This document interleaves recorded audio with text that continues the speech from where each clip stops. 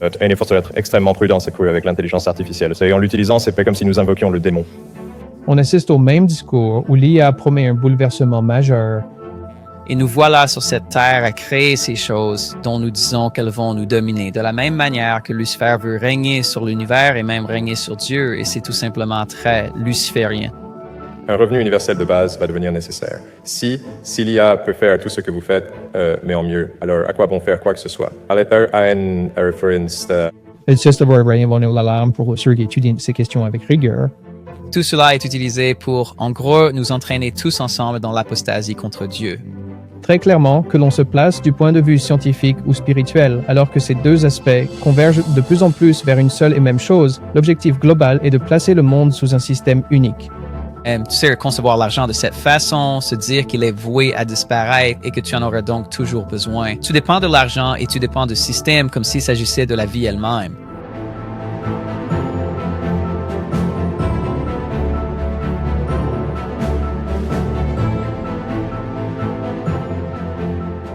Bonjour, bienvenue mes frères et sœurs, Matthew Shanche, de retour pour un nouvel épisode de The Truth Project avec mon co-animateur Andrew Bakishki. Bienvenue frère Andrew, ravi de te revoir. J'ai l'impression que tout va très vite en ce moment. Maintenant que l'administration Trump est en place, ce que nous avons déjà couvert assez longuement, ce qui nous attend exactement avec les membres de son cabinet qui ont des liens de loyauté envers le Vatican et leur intérêt pour Jérusalem et le Moyen-Orient, qui continuent de s'embraser, mais aussi l'accès dont dispose Elon Musk et ce que cela pourrait signifier, alors que nous essayons d'assembler toutes les pièces du puzzle. Mais bien sûr, notre objectif principal est d'aider les gens à tout comprendre dans le contexte de ce qui se passe dans la Bible. Et en réalité, en ce moment même, Jésus accomplit l'œuvre expiatoire dans le sanctuaire céleste pour tous les péchés confessés. Alors, si nous pouvons encourager tout le monde à ce stade, s'il y a une chose à retenir de tout cela, c'est que c'est très sérieux. L'œuvre que Jésus accomplit dans le sanctuaire céleste implique notre démarche de confier ses péchés à l'agneau afin qu'ils puissent être confessés devant le Père.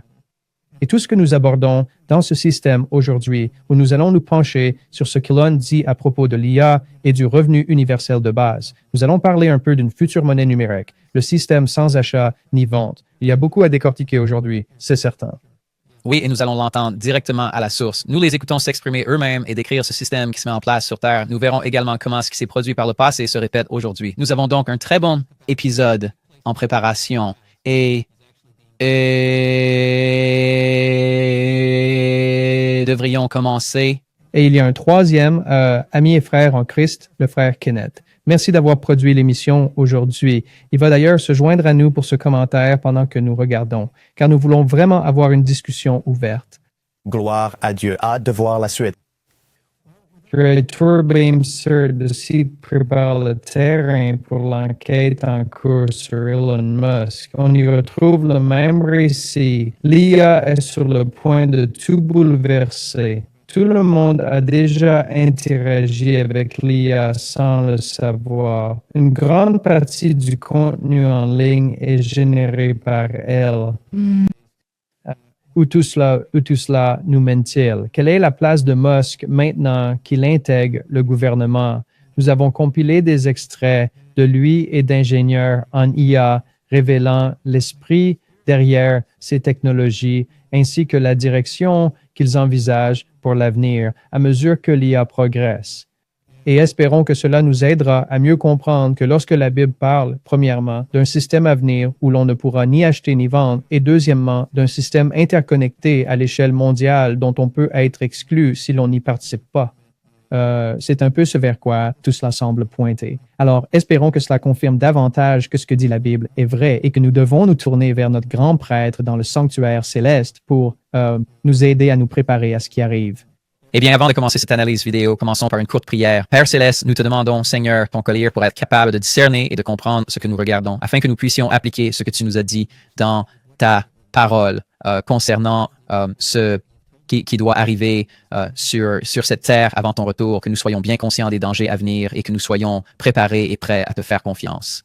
Seigneur, nous te demandons simplement de nous guider tout au long de ce programme alors que nous l'examinons, afin que tu sois glorifié, que le Christ soit élevé et que ton peuple soit prêt. Au nom de Jésus, Amen. Commençons donc par parler de quelqu'un dont je pense que certains ont peut-être déjà entendu parler, ce monsieur. Il s'appelle Walter Isaacson et c'est un biographe assez prolifique. Il a écrit les biographies de Steve Jobs, Léonard de Vinci, Albert Einstein et il suit littéralement Musk partout où il va. En réalité, cela ne fait qu'effleurer l'un des aspects que j'ai découvert en commençant à vraiment creuser le personnage de Musk pour cette enquête. Les personnes qui ont été les plus proches de lui au fil des ans n'ont pas toujours que des choses élogieuses à dire à son sujet. Cela s'avère tout à fait pertinent dans le cadre de notre discussion, non pas pour porter un jugement sur l'individu, mais pour souligner ceci. Et votre entourage est le reflet fidèle de votre véritable personnalité. Elon Musk occupe désormais un rôle absolument crucial sans avoir été élu et étant pleinement intégré au cœur même du processus gouvernemental depuis l'investiture officielle de Donald Trump.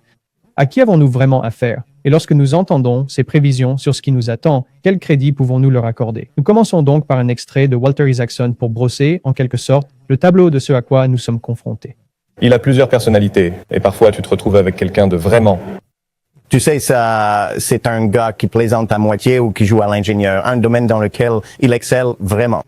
Parfois, il passe en un mode démon, comme dit Grimes, de sa petite amie. Il s'assombrit. À Boca Chica, au Texas, il a sa base Starship. Un vendredi soir, vers 22 heures, il plaisante, puis voit que seuls 2 employés sont là, at the pad. Vendredi 22 heures, l'ambiance vire au noir, il explose. Il hurle 1 heure, exige des renforts. 200 personnes dès demain. Ils s'y mettent. Son goût du drame vient de son enfance. So this penchant for drama comes out of the childhood too.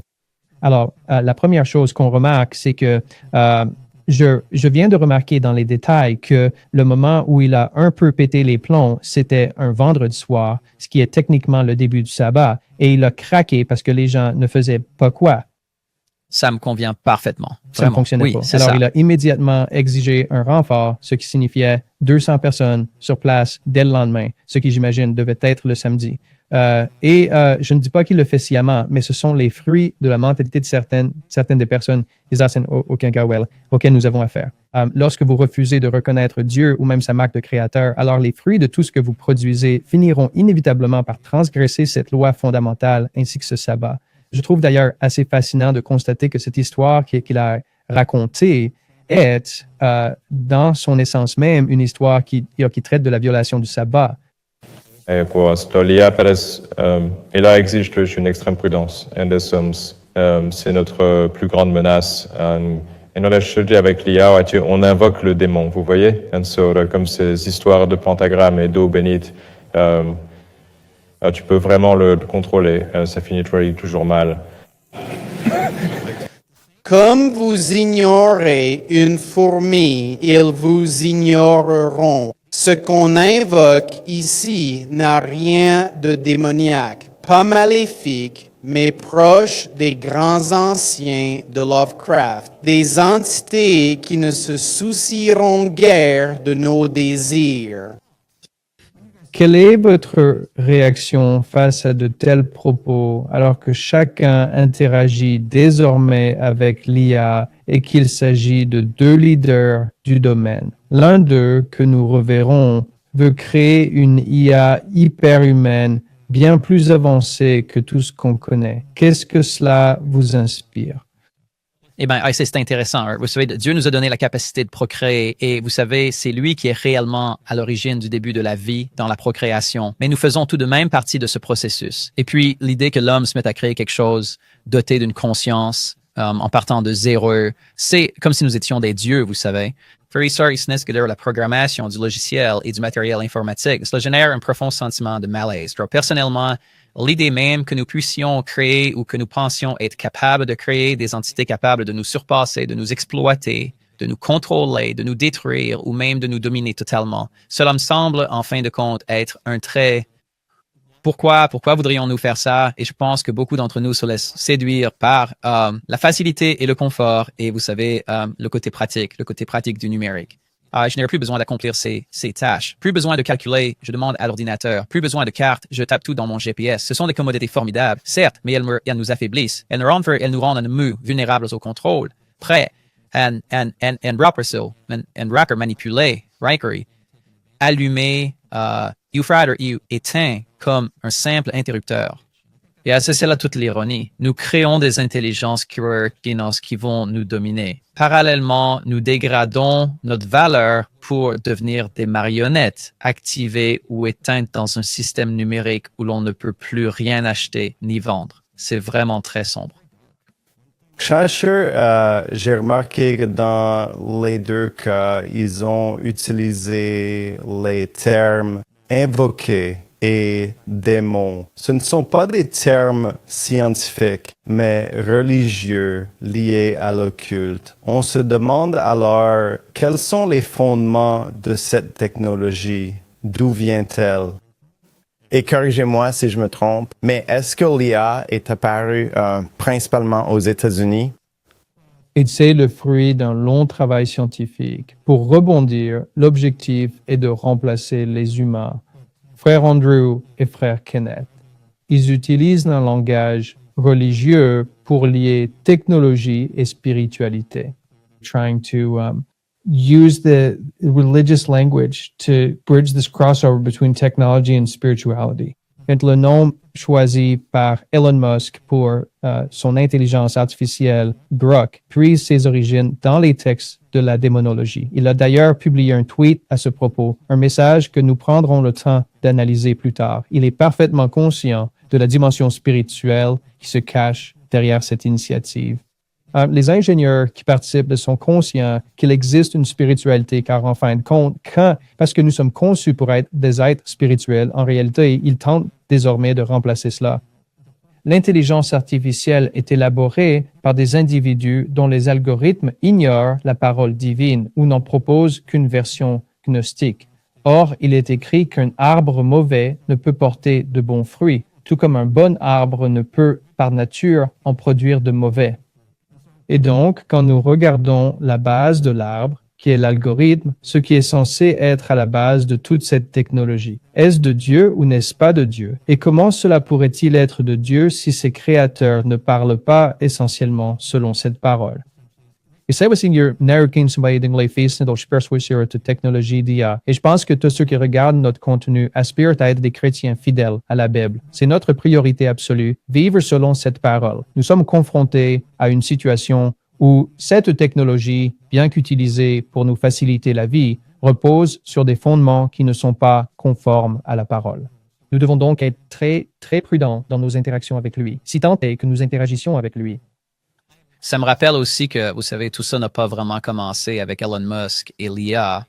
Si on remonte un peu plus loin jusqu'au père de l'astronautique moderne, Jack Parsons, vous savez, le fondateur du JPL. Et il était très célèbre, occultiste et sataniste. Et il ne jurait que par l'invocation de démons. Et c'était un peu, vous savez, pourquoi est-ce que ça semble toujours surgir autour de ce genre de choses? C'est-à-dire, pourquoi y a-t-il cet intérêt occulte, tu vois, pour cette technologie? Parce qu'il semble y avoir une finalité à tout ça, tu sais, une fin au moyen. Tu vois, ils sont en train de provoquer un changement sur cette terre qui est très radical et qui jouera un rôle majeur dans les événements de la fin des temps.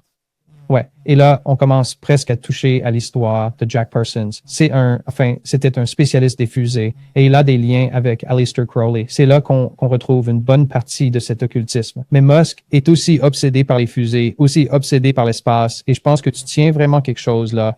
Et le croisement entre l'esprit de ce que faisaient Parsons et Crowley est du même ordre que ce que je dirais de Musk et d'un type nommé Jed McCaleb, le fondateur des deux sociétés de crypto-monnaies Ripple et Stellar. Si ces noms ne vous disent rien pour l'instant, préparez-vous à en entendre beaucoup parler à l'avenir.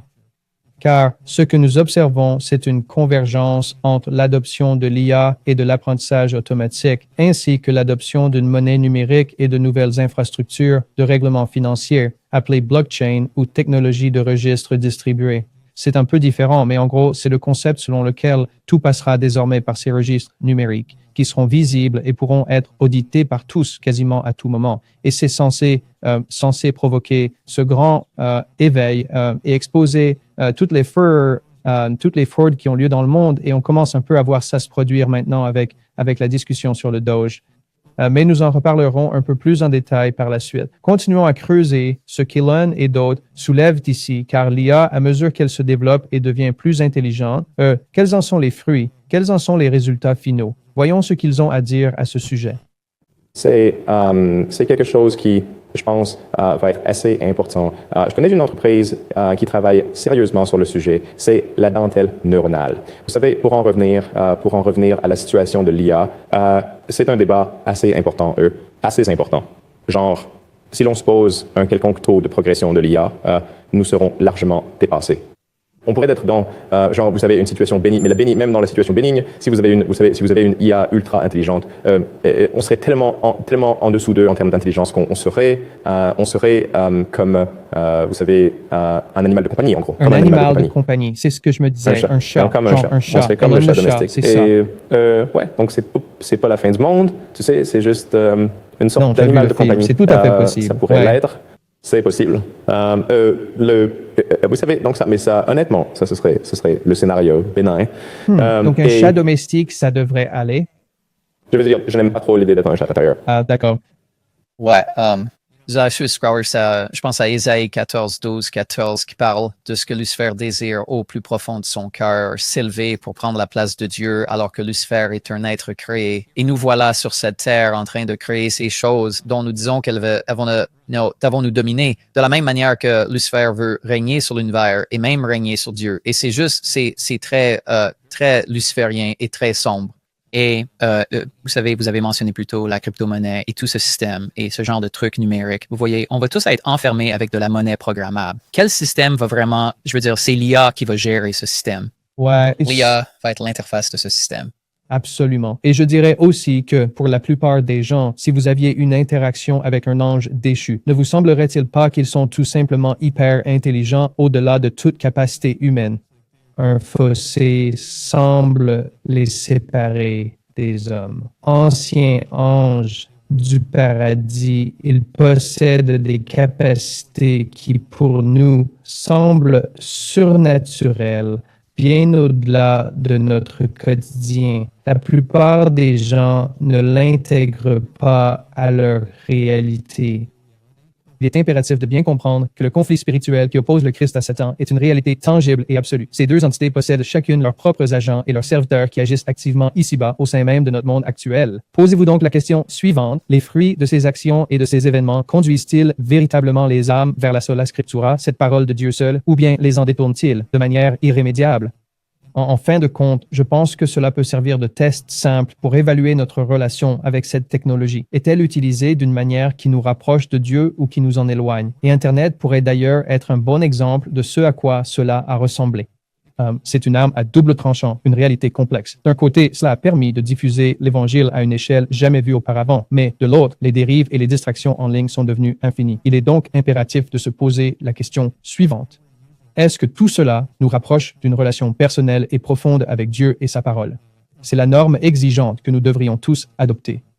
Tu sais, dans cette interview d'Elon Musk, le ressenti que j'ai en écoutant ses propos, c'est que l'humanité est rabaissée et que l'IA n'est qu'un être intelligent créé de toutes pièces.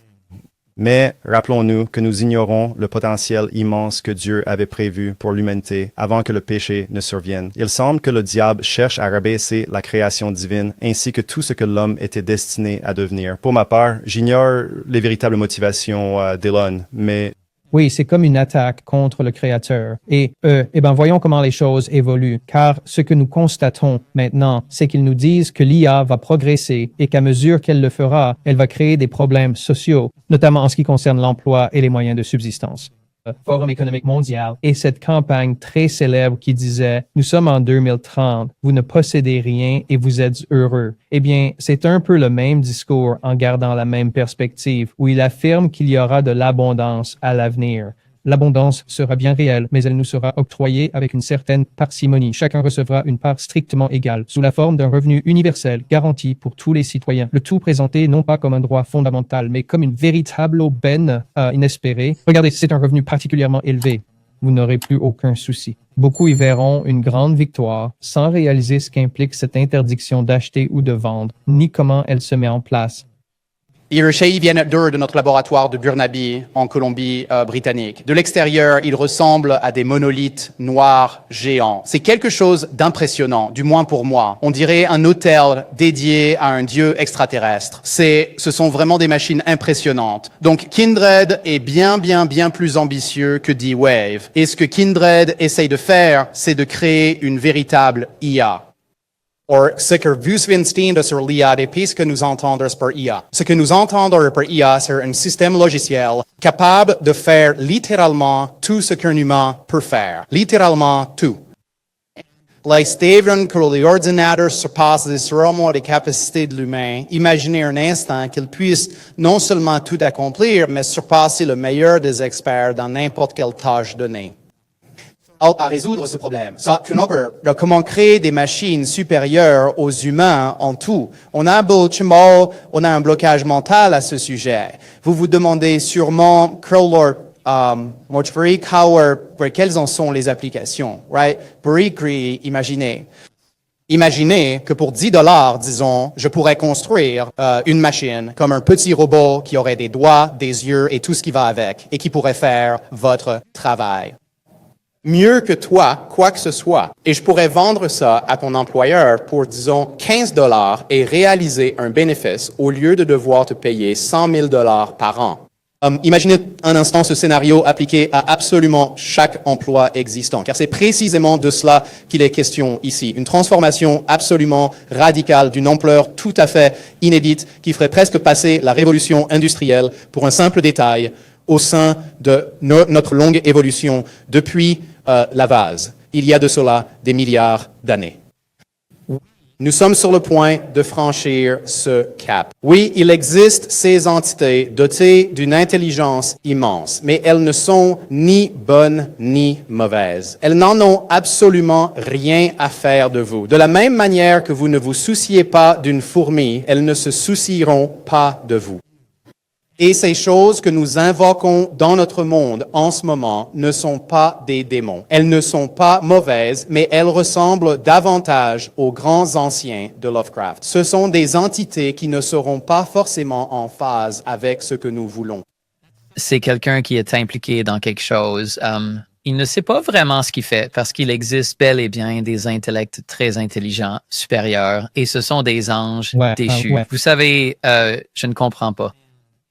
Là, c'est une rupture avec notre création. Créée à l'image de Dieu pour le refléter. Nous créons ces entités, nous les invoquons pour qu'elles nous reflètent. Puis elles nous dominent. C'est absurde. Là, il y a un renversement total de la création. Il a prononcé énormément de paroles, mais je vous invite à observer attentivement ce symbole particulier sur sa chemise. Très peu de gens seront capables de le remarquer. Pourtant, il s'agit de l'Ouroboros, cette figure ancestrale représentant le serpent qui se dévore lui-même par la queue. C'est le fondement même du gnosticisme ainsi que de toutes les sociétés secrètes, la conviction profonde que nous sommes, en réalité, Dieu. We're choosing province du régénérer nous-mêmes, nous sommes immortels. C'est un signe essentiellement d'immortalité. C'est très intéressant que ce thème revienne encore et encore et encore, car vous me dites qui seul possède l'immortalité. Ouais, mon Dieu. Seul Dieu. L'idée même d'atteindre une forme d'immortalité artificielle reviendrait en fait à troquer son propre corps biologique contre une simple machine, ce qui, à mon humble avis, n'est rien d'autre qu'une vaste plaisanterie. Et même si la technologie continue de faire une service de traitement, fruit du péché qui cause cette dégradation. Les solutions mondiales, comme celles sur le climat, ne font que masquer la vraie cause, le péché. Il est à l'origine de toute dégradation humaine. Ainsi, la moralité fondamentale de l'humanité continue de se dégrader pour permettre aux humains de trouver des moyens d'empoisonner le monde et ses habitants. L'idée même qu'une entité autre que le Tout-Puissant puisse diriger ce monde, alors que les impies s'acharnent à remplir jusqu'à la lie leur coupe d'abomination. L'intelligence artificielle, le revenu universel ou encore cette monnaie numérique mondiale. Sachez que rien de tout cela ne provient de la volonté divine. En réalité, tout ceci ne fait qu'accomplir sous nos yeux les anciennes prophéties bibliques. Il y aura de moins en moins d'emplois qu'un robot ne pourra pas C'est mieux d'accord. faire. Que faire face au chômage de masse? Ce sera un défi social colossal. Et je pense qu'à terme, nous devrons mettre en place une forme de revenu universel de base. Ça aussi signifie donc que les chômeurs seront rémunérés dans le monde entier parce Ouais, qu'il n'y bien a sûr. plus de travail. Les machines, les robots prennent le relais. C'est simplement et je tiens à être clair, ce ne sont pas des choses que je pense que je souhaite voir arriver. Ce sont simplement des choses qui, à mon avis, vont probablement arriver. Si mon analyse est correcte et qu'elles vont probablement arriver, alors nous devons nous demander qu'est-ce qu'on va faire. Et je pense qu'une forme de revenu universel de base sera nécessaire. La capacité de production industrielle atteindra des niveaux absolument colossaux. L'automatisation généralisée nous fera entrer dans une ère d'abondance. Le coût de la vie et des biens de consommation deviendra dérisoire. Un revenu universel sera alors impératif pour tous les citoyens. Le défi le plus dur, bien plus encore, c'est comment les gens trouvent-ils un sens à leur vie? Beaucoup le tirent de leur travail. Alors, si on n'a pas besoin de vous, s'il n'y a pas besoin de votre travail, quel est le sens? Avez-vous un sens? Vous sentez-vous inutile? C'est un problème bien plus dur à gérer. L'IA, et je vous ai entendu être les deux, je crois, à la fois optimiste et pessimiste. Je pense que l'issue la plus probable est celle d'une abondance, où les biens et les services sont accessibles à tous. Il n'y a aucune pénurie de biens et de services pour personne sur Terre. Je pense que c'est le résultat le plus probable. Donc, il ne s'agirait pas d'un revenu universel de base, il s'agirait d'un revenu universel élevé. Le travail sera facultatif. Le travail est optionnel, oui. Vous travaillez, vous. Je vais essayer de travailler, oui. Alors, ça peut paraître génial, mais je pense qu'on va vers une vraie crise de sens. Si l'IA fait tout mieux que vous, alors à quoi bon faire les choses? On va vivre une sorte de crise existentielle. Pourquoi donc faire quoi que ce soit? Cela ressemble très pour très, oui, à l'Empire romain, à son apogée au sommet de sa toute-puissance, oui. Ouais, avec l'IA et les robots. C'est très révélateur, n'est-ce pas, oui. Exactement ce que nous vivons. Nous traversons une redette de l'Empire romain. Et vous savez, quand Dieu nous a créés dans le jardin d'Éden, avant même que le péché n'existe, Dieu nous a confié la tâche de cultiver le jardin. Nous avions une mission, nous avions un but, nous avions du travail à faire. Et puis, bien sûr, après la chute, vous savez, c'est à la sueur de notre front que nous devions, vous savez, gagner notre pain. Nous, et qui ne travaillent pas, ne mangent pas. Il y a donc ce grand but dans ce que nous devons accomplir dans la vie et le fait de servir Dieu. Enfin, si vous enlevez ça, par quoi allez-vous le remplacer? Tu avais ces certitudes alarmantes et je pense que tout le monde devrait prendre cela très au sérieux. Il semble, d'après toutes les informations que nous avons recueillies jusqu'à présent et ce qui s'est passé même pendant la crise sanitaire où des chèques de relance ont été émis en Amérique, que tout cela constituait des formes de revenus universels de base qui ont été déployés. Et ce qui en a résulté, c'est une fraude massive à travers tous les différents prêts accordés à cette époque, tous ces paiements destinés à des personnes qui n'existaient pas et qui ont été détournés. Cela servait en fait à justifier le déploiement d'identités numériques et de divers autres outils pour éviter que cela ne se reproduise, incluant les monnaies numériques et la technologie blockchain, afin de verser un revenu universel à l'avenir. D'après ce qu'il nous montre, il semble assez clair qu'au bout du compte, nous nous dirigeons vers une situation où ce revenu universel fera vraiment partie de la réalité de chacun. Et je pense qu'il sera très important de comprendre les mécanismes de ce que cela implique. Car même si cela semble séduisant en apparence, je ne pense pas que les gens soient vraiment prêts à ce que cela signifie concrètement. Et abordons un peu le sujet ici. C'est très intéressant dans tout ça. Elon Musk, il parle de ce revenu universel élevé et ça pousse à se demander quels vont être les effets sur le caractère d'une personne, par exemple. que deviendront l'ardeur au travail, l'assiduité, la persévérance, la frugalité ou la prudence si tout nous est offert si facilement. Je me demande si Elon a vraiment pris le temps de réfléchir aux répercussions de ce revenu universel ou de ce revenu élevé dont il parle. Eh bien, en fait, pour aller dans votre sens, sans cela, on voit bien qu'il y a une crise de sens, et c'est le cas dans ces deux segments vers la fin. Voilà, en somme, les points qui me semblent cruciaux. Ce confort excessif nous conduit vers un grand vide sans pour autant affirmer que la pauvreté a un sens, tandis que le confort, lui, n'en aurait aucun. Dieu nous accorde ses bénédictions afin que nous puissions, à notre tour, bénir autrui en rendant un témoignage vivant de sa présence. Au regard des prophéties, je suis convaincu qu'il prépare le monde à l'avènement d'un système de culte fallacieux. Peut-être que ce qui se passe ici, c'est qu'ils vous fournissent tout le confort nécessaire pour que vous n'ayez d'autre choix que de consacrer votre temps au culte et aux activités axées sur la communauté, toutes ces choses qui visent, en somme, à préserver le bien commun. Et cette allocation gratuite sera soumise à condition. Vous ne pourrez pas épargner cet argent pour votre retraite ou des actions. Il sera programmable. Il expirera chaque mois pour stimuler l'économie.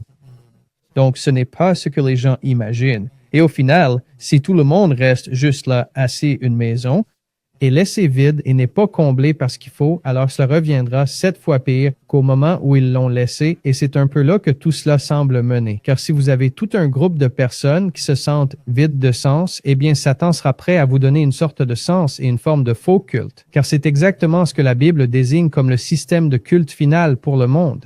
Et cela devrait donc tirer la sonnette d'alarme pour ceux qui étudient ces questions avec rigueur.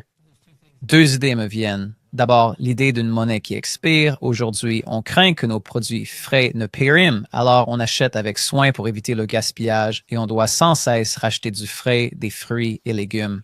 Fresh vegetables and fruits. Prego serait à l'achat de cas façon que l'achat de boîte à expire et donc il vous en faudra toujours. Vous savez, tout comme vous devez aller chercher des produits frais, cela finit presque par devenir votre mode de vie. Tu dépends de l'argent et de ce système comme si c'était genre la vie elle-même, tu vois, pour pouvoir manger. Et honnêtement, c'est juste, ça me dérange vraiment. L'autre chose me fait penser au témoignage de Roger Morneau, A Trip into the Supernatural, l'interview qu'il a donné, c'est disponible sur Internet. Peut-être qu'un jour, on devrait aussi faire une réaction là-dessus. Mais dans ce témoignage, il parle de ce cabinet d'avocats dans lequel il était impliqué ou de ce groupe d'adorateurs de démons avec qui ils étaient impliqués, qu'il y avait une pièce remplie de machines à écrire qui semblait taper toute seule et que des anges déchus faisaient en gros tous ces, vous savez, rapports et tout ce travail pour l'agence, pour le cabinet d'avocats et que ça rapportait des tonnes et des tonnes d'argent parce qu'ils étaient capables d'être super productifs, gagner beaucoup d'argent et ils n'avaient pas à faire le travail. Mais en retour, ils ont choisi d'adorer ces anges déchus. C'est par cette adoration qu'ils obtenaient tous ces avantages et ces grandes choses. Cela renvoie à l'idée que pour rester, travailler et survivre dans le système, nous devons adorer. Et est-ce que c'est biblique? Oui, c'est biblique. C'est exactement ça. Le système qui se met en place va contrefaire l'adoration que nous devons à Dieu pour la donner à ce faux système, finissant par adorer Satan.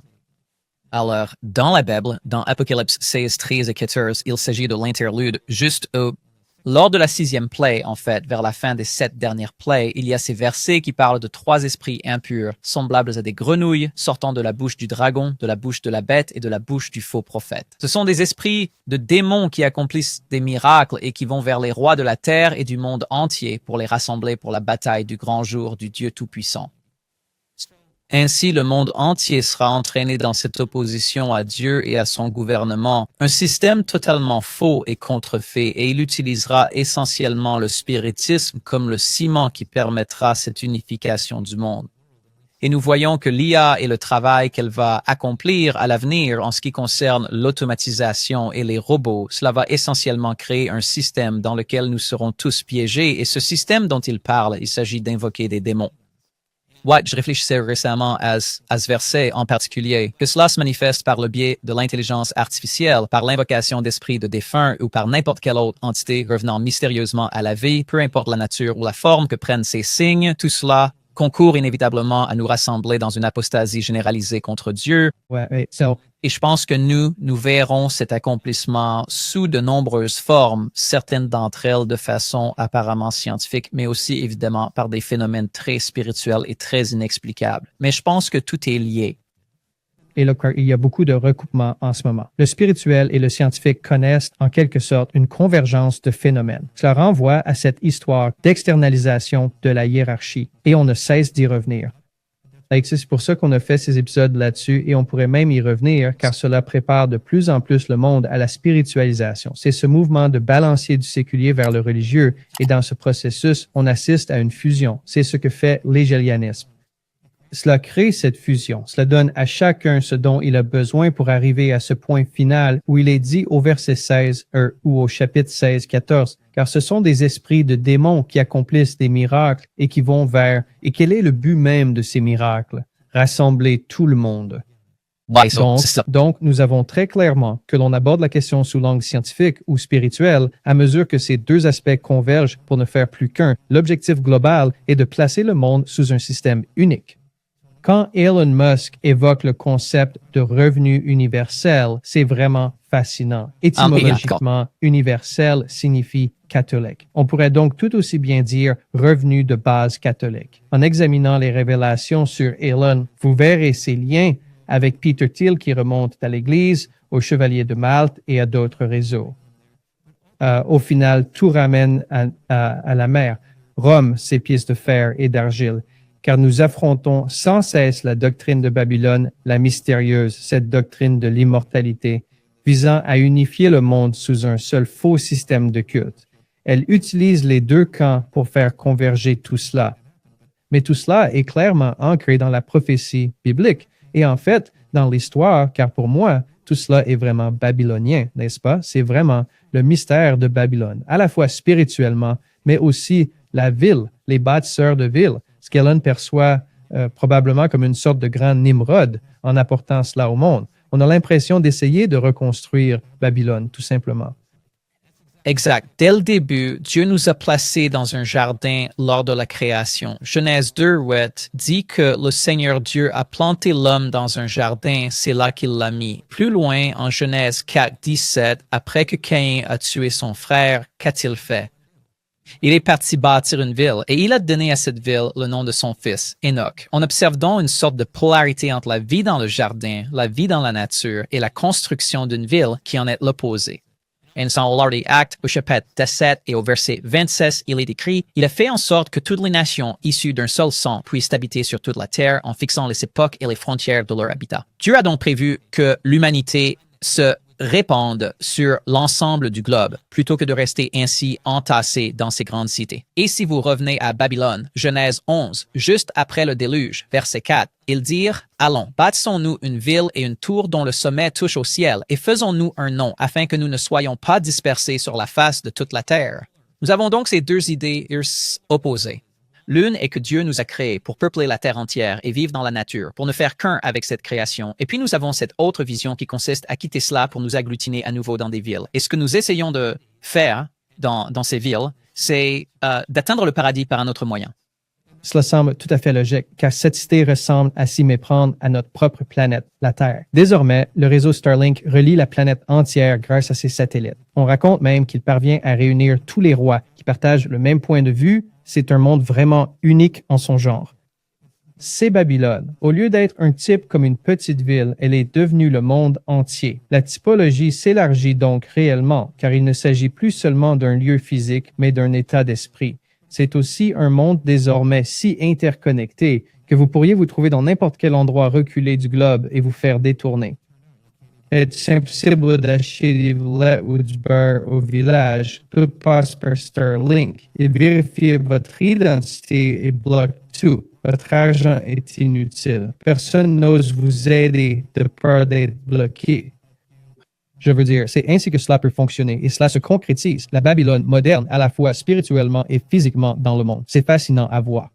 Vous savez, et plus tôt dans la vidéo aussi, quand on regardait, Elon Musk a mentionné une dentelle neuronale. Et je me disais à quel point, vous savez, la technologie en est arrivée là maintenant, où la science essaie de pénétrer nos esprits. Vous voyez, pour que quelqu'un puisse lire dans les pensées d'une autre personne. Notre esprit est spirituel. Nous sommes un supersator spirituel. Il s'agit en fait de l'homme qui empiète sur le domaine de Dieu et qui tente de s'insérer là où seul Dieu peut être pour connaître les pensées, vous savez, et le lire quelqu'un d'autre par la science, par la lecture de l'esprit. Et cette interface, Reacher, avec cette antenne neuronale ou cette technologie en cours de développement représente donc une sorte de révolution technologique. Et je pensais justement à la loi dominicale, à la façon dont elle a failli être instaurée par le passé au 19e siècle. En pensant au fait que cette loi a failli passer à l'époque, à quoi ressemblait la société pendant l'âge doré? La période de 1877 à 1902 est connue comme l'âge doré de l'histoire américaine. Cette seconde révolution industrielle a entraîné un essor technologique majeur, une croissance économique fulgurante et, chose curieuse, une corruption politique devenue généralisée. From the Kaksha, le terme Gilded Age est tiré d'un roman de Mark Twain intitulé The Gilded Age, A Tale of Today. Le mot gilded signifie être recouvert d'or ou en avoir l'apparence, mais seulement en surface. En fait, ce qui est intéressant là-dedans, c'est que Musk n'a cessé de parler d'une ère d'abondance et je n'arrête pas de penser à cet âge d'or qu'on nous promet sans cesse. Pour résumer la situation, si nous essayons de nous projeter, une période de prospérité artificielle nous attend tous. Une illusion qui nous berce, mais nous creusons notre propre tombe en acceptant les conditions d'un système qui servira de socle au système final, un système totalitaire où il sera impossible d'acheter ou de vendre quoi que ce soit. Alors, quand vous évoquez cette idée de boom économique, de cette abondance, ça correspond vraiment à l'âge d'or, au Gilded Age, l'idée qu'ils essaient de nous vendre en ce moment. Absolument. Voyons où ça mène. C'est incroyable. Les choses deviennent encore plus fascinantes à mesure que nous explorons l'âge doré. La seconde révolution industrielle a transformé tous les aspects de la vie moderne. L'une des plus grandes avancées de cette époque fut l'électricité. Les tramways électriques, l'éclairage électrique, le téléphone. Les usines ont surgi de partout et les villes ont connu une croissance fulgurante et soudain, la vie nocturne est apparue. Parce que, vous savez, avant cette époque, avant l'électricité, c'était le feu de camp, c'était la bougie. Et quand on a pu électrifier les villes, soudain, il y a eu une vie nocturne. Je veux dire, je ne pense pas que nous réalisions que la véritable naissance de l'époque moderne dans laquelle nous vivons est en fait issue de l'âge doré. L'intelligence artificielle ainsi que toutes les avancées technologiques qui l'accompagnent s'apparentent véritablement à une nouvelle révolution industrielle. Que nous choisissions de la nommer ainsi ou non, elle va transformer en profondeur les fondements mêmes de notre société, tout comme cela s'est produit à l'époque. Oui, c'est exactement ce que l'ingénieur disait. Ça fera passer la révolution industrielle pour un détail. Ce sera insignifiant vu l'interconnexion mondiale actuelle. Oui, le volume est bien plus massif grâce à cette connectivité. Tu tapes dans le mille. On va assister à un boom énorme comparé à, ils appellent ça la révolution industrielle 3.0 ou 4.0. Et puis, c'était à l'époque, vous savez, où les sports de spectacle sont devenus un passe-temps national. Soudain, le confort et l'électricité nous ont offert plus de temps libre. Quand on prédisait moins de travail grâce aux robots et à l'IA, les choses changeaient déjà, libérant du temps pour d'autres activités. C'est alors que les grands sports, le théâtre et la musique ont gagné en popularité. And this is really where, large spectator sports really began at that time. Theatrical performances, musical performance became more popular. Et le théâtre misait sur l'intrigue, les duels et le mélodrame. C'est du divertissement à sensation. Je l'ai sur cette diapo. Barnum and Bailey, Buffalo Bill, les grands cirques. Tout cela est apparu à cette période de l'histoire américaine. Il est fascinant de voir l'histoire de Rome se répéter. Rome était très connu pour ses divertissements publics de masse visant à maintenir tout le monde dans une sorte d'anesthésie, vous savez, pour les garder en quelque sorte sous contrôle et satisfaits. Ce vers quoi nous nous dirigeons ressemble donc vraiment à un nouvel âge doré. Cela avait toutefois un revers à la médaille. Vous savez, la classe moyenne n'avait pas le luxe du temps, car les horaires en usine étaient longs et non réglementés et les familles étaient séparées. C'était également une période de forte immigration en provenance d'Europe de l'Est, qui a engendré, pour l'essentiel, de la discrimination et de la violence, et la croissance démographique a dépassé les capacités des forces de l'ordre, ce qui a conduit à beaucoup d'anarchie et à des problèmes de criminalité à cette époque. À l'époque, scandale et corruption régnaient. Les riches exploitaient le peuple, des monopoles naissaient, tensions raciales, économiques et, croyez-le, droits de douane, sujet brûlant aujourd'hui. Corley-Summershog de l'Amérique avait effectivement recours à de nombreux droits de douane pour sa politique économique, et c'était déjà controversé à l'époque. Et nous revivons donc en quelque sorte ce cycle de l'histoire américaine. C'était également une période marquée par des élections très disputées, un peu comme aujourd'hui. Tout se joue à une marge infime. Il semble qu'il suffise de 0,1% pour faire la différence dans les votes. Et histoire semble se répéter. C'était aussi le cas de la politique à l'âge doré. Sirs, mon Dr. Leister de Grover Cleveland. Il ferait être le premier président à effectuer 2 mandats non consécutifs. Il est le 22e et aussi le 24e président des États-Unis. C'était un démocrate. C'est une situation qui se reproduit aujourd'hui pour la 2e fois dans l'histoire américaine. Un émir d'Urseren Ursters, un Ross in Charlesboro, les catégories parlent frappants. Surrey, Trump évoque les droits de douane comme à l'époque où l'Amérique était prospère. C'est fascinant de voir l'histoire se répéter. Il y eut aussi une tragédie économique. La panique de 1893, l'économie avait surchauffé, progressant trop vite. Les entreprises se sont endettées, misant sur la croissance. Une grande compagnie ferroviaire a fait faillite. Les investisseurs ont vendu leurs actions. L'or est devenu une obsession. Combien de pubs vendent l'or face à l'effondrement imminent? C'était déjà le cas à l'époque. C'était la pire dépression après 1929. 15% de chômage. La dépression a duré environ 4 ans. Musk prédit un chômage massif, probablement plus important qu'à l'époque. L'âge doré est une période très intéressante à étudier pour comprendre la société actuelle. Ce qui m'intéresse de plus en plus, c'est la convergence entre le gouvernement et le privé. Musk, issu du privé, intègre la sphère publique comme responsable non élu et il complète en quelque sorte. Tout cela s'accompagne d'un essor technologique et d'une hausse de la production de biens et services, ce dont Musk parlait. Mais il y a aussi, en quelque sorte, l'aboutissement d'un rêve technocratique. On en revient à cette interconnectivité où l'imposition peut se faire au moment même de la production, plutôt que via une liste auditée par l'administration fiscale. C'est en partie pour ça qu'ils ont proposé de supprimer l'IRS. Ils n'en auront tout simplement plus besoin. Au sein de ce tout nouveau système financier innovant, il est désormais possible de prélever l'impôt dès l'instant même où le produit est créé, au moment précis du paiement. Pendant de très longues années, les travailleurs indépendants ont été contraints d'épargner avec précaution afin de pouvoir régler la totalité de leurs impôts à la fin de chaque année fiscale. À l'avenir, tout ça, au moment même où la transaction a lieu, tout sera, envoyé aux autorités compétentes. Et ce qu'on verra, c'est que les revenus des gens partent de là et à mesure qu'ils augmentent le montant des impôts prélevés, comme ça se fait instantanément et pourraient, techniquement continuer à ajouter des taxes jusqu'à ce qu'il ne vous reste pratiquement plus rien et vous n'auriez aucun moyen d'y échapper. En fait, vous pourriez rencontrer des problèmes où l'on en retire trop. Et maintenant, comme tout est fait automatiquement par l'IA, il y a de moins en moins de personnes pour vous expliquer ce qui s'est passé et pourquoi, ou pour régler les problèmes, ce qui peut mener à une longue liste de problèmes. C'est que cela gravite autour de l'idée que le gouvernement et le secteur privé collaborent en harmonie pour créer cette infrastructure, ce qui est par essence du fascisme technocratique. Nous nous pencherons davantage sur ce contexte car Musk entretient depuis longtemps cette idée de fascisme par l'adoption technologique qui est en réalité le rêve de son grand-père et nous approfondirons tout cela dans l'épisode consacré à Elon Musk. En se rappelant ce qu'était l'Empire romain à l'époque de la venue du Christ, vous savez, le fait que le Christ soit né dans une mangeoire, vous savez, on oublie parfois comment il a fini par naître dans une mangeoire. Et pourquoi donc? Pourquoi le Christ est-il né dans une mangeoire? S'il y est né, c'est que tout le monde devait retourner dans sa ville natale ou celle de sa tribu à cause de l'impôt. C'est une politique fiscale draconienne qui a provoqué ces déplacements, forçant Joseph et Marie à prendre la route alors qu'elle était sur le point d'accoucher.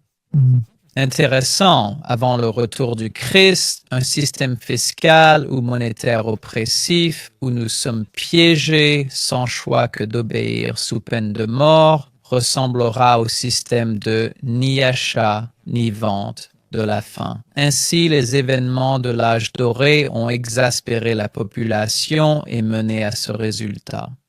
Brûlature compensateur de réforme. De nombreux mouvements sont nés, prohibition, réforme des prisons, lutte contre le travail des enfants et bien d'autres. Et à cette époque, ces pasteurs avaient pour habitude de prêcher ce que l'on appelait communément le fameux évangile social. Par la suite, nous avons vu apparaître les évangiles de libération ainsi que ceux de la justice sociale qui furent particulièrement influents tout au long de ce que l'on appelle l'âge doré. Ce fut véritablement une période d'évangélisation extrêmement intense, durant laquelle les divers groupes religieux s'efforçaient tant bien que mal d'enrayer la spirale déclinante dans laquelle la société s'enlisait. Parmi les confessions en pleine croissance, les catholiques sont devenus les plus nombreux. La christianisation a poussé beaucoup à réclamer le repos dominical pour corriger les maux de la société. D'où le projet de loi Blair de 1888 sur le dimanche, s'ajoutant aux lois bleues régionales. Et les adventistes du 7e jour furent persécutés par des lois locales. C'est précisément à cette époque que Dieu a suscité le message de la justice par la foi. En m'intéressant à l'âge doré, je voulais découvrir quand ce message est apparu et ce qui se passait à ce moment-là. J'ai alors réalisé que nous vivons en fait une répétition de l'histoire. Le message de la justice obtenue par la foi du Christ œuvrant au sanctuaire pour effacer tous nos péchés afin de traverser la détresse prépare le peuple de Dieu à affronter les épreuves à venir. Il nous adresse ce message. N'ayez aucune crainte, ne soyez surtout pas effrayés. Mais tout le de spray et préparer à ce qui nous attend, car c'est grave. Et cela nous surprendra. Le moment où ces choses arriveront, quand ces événements commenceront à se produire, les mouvements seront rapides. Mais nous savons, grâce à tout ce que nous avons étudié, que tout ce qui arrive sur cette terre, Dieu le sait déjà à l'avance. Et il nous prépare aujourd'hui même à être prêts à tenir bon en ce temps-là. C'est ce que nous devons faire pour nous préparer à être des serviteurs diligents, des étudiants assidus de la parole, et pour être préparés spirituellement aux épreuves qui vont survenir. Revenons maintenant, si vous le voulez bien, au verset qui a servi d'introduction à notre étude d'aujourd'hui. Ces esprits impurs, ces démons maléfiques qui sont sortis de la bouche du dragon, de la bête et du faux prophète, sont en train de rassembler le monde entier, nation après nation, afin de persécuter le peuple fidèle de Dieu. À présent, tournons-nous vers le texte sacré et examinons ensemble avec attention le verset qui suit immédiatement. Il n'a pas été 15, il soit je viens comme un voleur. For ce quand il viendrait plutôt qu'on ne le pense. Heureux celui qui veille et qui garde ses vêtements afin qu'il ne marche pas nu et qu'on ne voit pas sa honte. Ainsi, lorsque nous voyons le monde se rassembler en ce moment par ce spiritisme, par ces esprits impurs, par l'invocation de démons et l'IA, nous savons que le Christ est sur le point de revenir très, très bientôt. Et nous devons être prêts. Nous devons prier et nous devons garder nos vêtements. Donnons nos cœurs à Dieu et soyons prêts à le servir, car l'épreuve nous attend tous. Se préparer aujourd'hui, c'est se donner les moyens de réussir cette épreuve. Je sais qu'il y a beaucoup de monde ici, peut-être des adventistes ou d'autres qui ne l'ont jamais été. Never been. Mais tout le monde connaît, a entendu parler de cette marque de la bête. Lorsque ce système sera mis en place, il se dressera autour de nous, tout comme Rome a encerclé Jérusalem en l'an 70. L'épreuve arrive. Et si nous ne sommes pas prêts, il est trop tard pour l'être. Alors, je vous exhorte, mes frères et sœurs, si quelque chose vous travaille le cœur en ce moment, si vous songez à vous préparer, si vous envisagez de revenir, n'attendez pas. C'est le moment. Si nous ne nous préparons pas maintenant, nous ne serons jamais prêts. Ne tardez plus à rentrer à la maison. Comment me préparer? Il est crucial de comprendre où est Jésus et ce qu'il fait. Si vous croyez vraiment qu'il connaît chaque cheveu, les pensées de votre cœur et tout ce que vous vivez et qu'il est prêt à répondre à vos prières en tant que souverain sacrificateur, lorsque vous demandez, Seigneur, que veux-tu que je fasse? Quelle est ta volonté pour ma vie? Comment peux-tu m'aider à me préparer? Et nous le cherchons à travers sa parole. Mais si tu demandes au Père de t'aider à te préparer, il te donnera, comme le ferait un bon Père, ce dont tu as besoin pour te préparer à sa venue prochaine. Sur ce, prions notre Père Céleste et demandons-lui cet esprit de préparation. Père Céleste, Seigneur, nous voulons simplement te remercier avant toute chose pour ton Fils, Jésus-Christ. Il est notre grand prêtre. Nous prions car tu es digne, Seigneur. Tu nous as ouvert les yeux sur la gravité de notre époque, sur les puissances et principautés à l'œuvre pour les démasquer et ramener les gens à une foi vivante, à ta parole et à ton Fils, accomplissement de la loi, Seigneur, afin que c'est la grande norme que nous devons défendre, que le monde déteste et que le diable est depuis le commencement. Et il continuera de haïr ceux qu'il prône et qui encouragent à s'adresser à notre grand prêtre, à demander pardon pour nos péchés et à solliciter ton esprit pour accomplir l'œuvre nécessaire afin de proclamer le message du grand cri. Alors, Père, bénis tous ceux qui entendront ce message. afin qu'ils aient la force et le courage de te chercher, de faire ta volonté, pour qu'elle soit faite sur la terre comme au ciel. C'est au nom de Jésus que nous prions. Amen.